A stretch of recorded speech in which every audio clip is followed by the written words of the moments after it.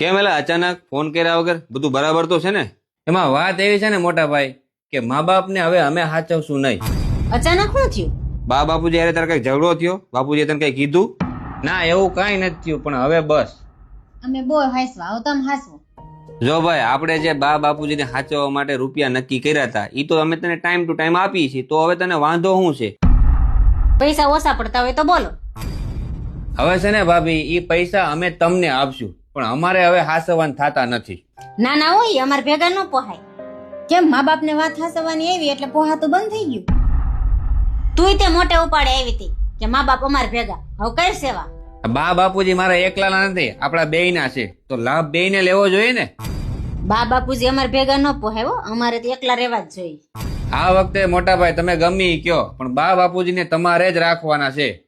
નહીં એટલે નહીં. જો ભાઈ પૈસા જોતા હોય તો ડબલ આપશું, પણ બા બાપુજીને તારે જ રાખવાના છે. મોટા ભાઈ થોડોક તો વિચાર કરો, હાવ આમ થોડું હોય. પણ જો ભાઈ તારે રાખવા હોય તો રાખ, નકર હાલો આપણે એને વૃદ્ધાશ્રમમાં મૂકી આવી. હાલો તો વૃદ્ધાશ્રમમાં જવા દઈએ. તો પપ્પા એક કામ કરજો ને, તમે વૃદ્ધાશ્રમ જાવ છો ને તો ભેગા ભેગ તમારું નામ પણ લખાવતા આવજો. એટલે તું કેવા હું માંગશો? આ દિવસે ને દિવસે આનો જીબડો વધતો જાય છો. પપ્પા જ્યારે હું મોટો થાય બસ મારા લગ્ન થાય ત્યારે મારે એકલા રહેવા જોહે. જો તમે અત્યારથી નામ લખાઈ દો ને તો પાછળથી તમને તકલીફ ન પડે. ત્યાં કદાચ જગ્યા ના રહે તો તમને કોણ હાસવશે? હું નથી હાસવવાનો કાઈ.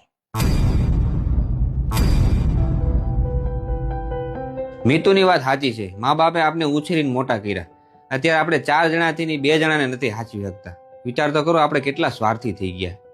તમારી વાત સાચી છે મોટા ભાઈ, કે આપણે જેવું વર્તન આપણા મા બાપ હારે કરશું ને એવું જ વર્તન આપણા છોકરા આપણી હારે કરશે.